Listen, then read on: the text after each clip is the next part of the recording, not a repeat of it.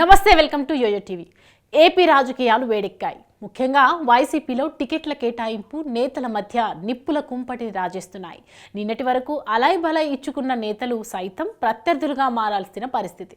మరీ ముఖ్యంగా Narasaraopet MP parliament స్థానానికి అభ్యర్థిని ప్రకటించడంతో అక్కడి పాలిటిక్స్ గాలి కంటే వేగంగా మారుతున్నాయి.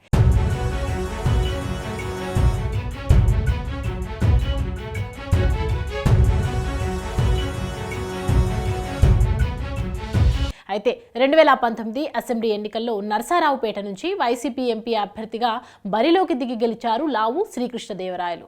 2024 ఎన్నికల్లో నెల్లూరు అర్బన్ ఎమ్మెల్యేగా ఉన్న అనిల్ యాదవ్ నుంచి తీసుకువచ్చింది వైసీపీ అధిష్టానం. ఇంతకీ ఎందుకు అనిల్ కుమార్ యాదవ్ను తీసుకువచ్చారు? లావును ఎందుకు తప్పించారు? లావుకు గెలిచే అవకాశాలు లేవా?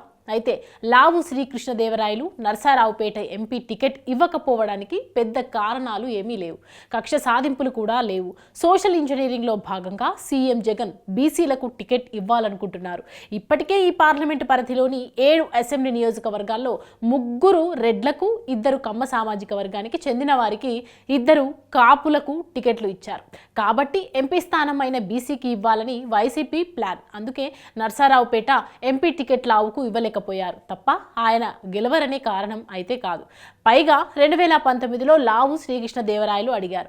అప్పట్లో గుంటూరు పార్లమెంటు సీటు ఇవ్వలేని పరిస్థితి ఉండడంతో లావుకు నరసరావుపేట టికెట్ ఇచ్చారు. అయితే అప్పుడు ఇవ్వలేకపోయారు కాబట్టి 2024 ఎన్నికల్లో గుంటూరు టికెట్ను లావుకు కేటాయించారు.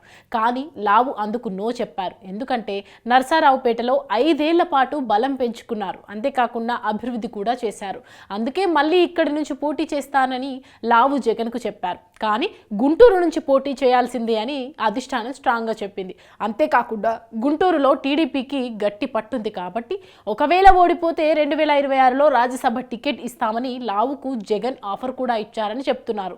కానీ అప్పటికే లావులో అసంతృప్తి మొదలైంది.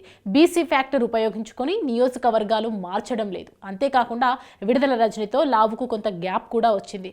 ఆమెను చిలకలూరుపేట నుంచి గుంటూరు వెస్ట్కు మార్చారు. ఒకవేళ గుంటూరు ఎంపీగా లావు పోటీకి ఒప్పుకుంటే అదే గుంటూరు వెస్ట్ నుంచి బరిలో నిలవనున్న విడుదల రజనితో నడవాల్సి ఉంది. ఈ ఈక్వేషన్లను లెక్కలోకి తీసుకొని లావు గుంటూరు టికెట్ను నిరాకరించినట్లు తెలుస్తోంది. దీంతో అధిష్టానం కూడా వెనక్కి తగ్గలేదు. తమ నిర్ణయానికి కట్టుబడి ఉంది. అందులో భాగంగానే అనిల్ కుమార్ యాదవ్ను నరసరావుపేటకు పంపింది. అయితే అనిల్కు టికెట్ ఇవ్వడం వెనుక మరో స్టోరీ కూడా ఉంది. నరసరావుపేట ఎంపీ టికెట్ బీసీకి ఇవ్వాలనే ప్రతిపాదన వచ్చినప్పుడు జంగా కృష్ణమూర్తి టికెట్ తనకే అన్న ధీమాతో ఉన్నారు. అయితే ప్రస్తుతం ఈయన ఎమ్మెల్సీగా ఉన్నారు. పైగా 7 అసెంబ్లీ నియోజకవర్గాల బాధ్యతలు తీసుకోగలరా అనే సందేహంతో అధిష్టానం సర్వే చేసింది. కానీ అంత స్టామినా జంగాలలో లేదని తెలుసుకున్న అధిష్టానం అనిల్ కుమార్ యాదవ్ వైపు చూసింది. అయితే జంగాకు ఎంపీ టికెట్ ఆఫర్ చేసిన ఆయన రిజెక్ట్ చేశారనే మరో వాదన కూడా వినిపిస్తుంది. అంతేకాకుండా జంగా గురజాల టికెట్ కావాలని కోరారని, అందుకు అధిష్టానం నో చెప్పినట్లు సమాచారం. అందుకే జంగా బీసీలకు అన్యాయం జరుగుతుందని కామెంట్స్ చేశారని అంటున్నారు. అయితే జంగా కామెంట్స్ పై అనిల్ కుమార్ యాదవ్ కౌంటర్ ఇచ్చారు. అయితే వైసీపీ అధిష్టానం పనిగట్టుకొని బీసీకే, అందులోనూ యాదవ్ కమ్యూనిటీకి చెందిన అనిల్కి ఇవ్వడానికి ఇక్కడ అనేక కారణాలు కనిపిస్తున్నాయి. ఇందులో ముఖ్యమైనది సోషల్ ఇంజనీరింగ్. నియోజకవర్గంలో 2 లక్షల వరకు కమవర్గం ఓటర్లు ఉండగా కాపు సామాజిక వర్గానికి చెందిన 1,80,000 మంది ఉన్నారు. ఇక యాదవ సామాజిక వర్గానికి చెందిన ఓటర్లు 1,05,000 మంది ఉన్నారు.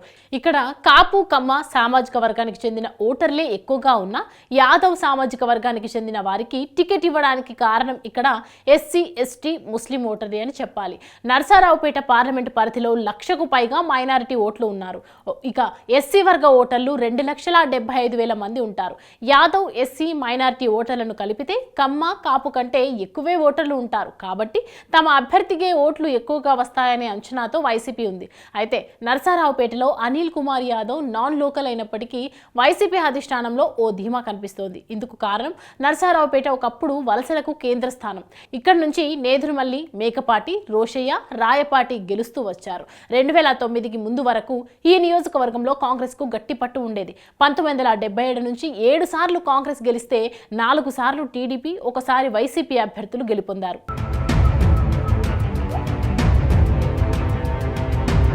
అయితే 2009లో నియోజకవర్గాల పునర్విభజనలో భాగంగా 7 నియోజకవర్గాలతో పార్లమెంటు స్థానంగా ఏర్పడింది. ఇక అప్పటి నుంచి జరిగిన ఎన్నికల్లో 2 సార్లు టీడీపీ, ఒకసారి వైసీపీ విజయం సాధించాయి. అయితే 2009లో టీడీపీ నుంచి మోదుగుల పోటీ చేయగా, వైసీపీ నుంచి బాలశౌరి పోటీ చేయగా మోదుగుల విజయం సాధించారు. అయితే మోదుగుల గుంటూరు పార్లమెంట్ పరిధిలోకి వస్తారు. అయినప్పటికీ మోదుగులే విజయం సాధించారు. ఇక 2014 ఎన్నికల్లో టీడీపీ అభ్యర్థిగా రాయపాటి సాంబశివరావు, వైసీపీ అభ్యర్థిగా అయోధ్య రామిరెడ్డి రాయపాటి గెలుపొందారు. ఇద్దరు నాన్ లోకల్ కావడం ఇక్కడ విశేషం. ఇక 2019లో గుంటూరుకు చెందిన లావు రాయపాటి బరిలోకి దిగగా వైసీపీ అభ్యర్థి లావు శ్రీకృష్ణ విజయం సాధించారు. వీటన్నింటినీ లెక్కలోకి తీసుకున్న వైసీపీ అధిష్టానం అనిల్ కుమార్ గెలుపు ఖాయమని ధీమా వ్యక్తం చేస్తోంది. అయితే లావు కూడా నరసరావుపేట నుంచి టీడీపీ అభ్యర్థిగా బరిలోకి దిగుతారని అంటున్నారు. మొన్న టీడీపీ అధినేత చంద్రబాబు అమిత్ షా నుంచి కలిసేందుకు ఢిల్లీ వెళ్లారు. అక్కడే లావు కృష్ణ కూడా బాబును కలిశారని చెప్తున్నారు. త్వరలోనే టీడీపీ కండువా కప్పుకోవడం ఖాయమని టీడీపీ శ్రేణులు అంటున్నాయి. ఇప్పటికే అటు లావు ఇటు అనిల్ ఎవరికి వారు ఆఫీసులను ప్రారంభించారు. ప్రజల్లోకి వెళ్లేందుకు అస్త్రాలను కూడా సిద్ధం చేసుకుంటున్నారు. ఇవన్నీ చూస్తుంటే ఈసారి కమ్మ వర్సెస్ బీసీగా గట్టి పోటీ ఉండనుందని తెలుస్తోంది.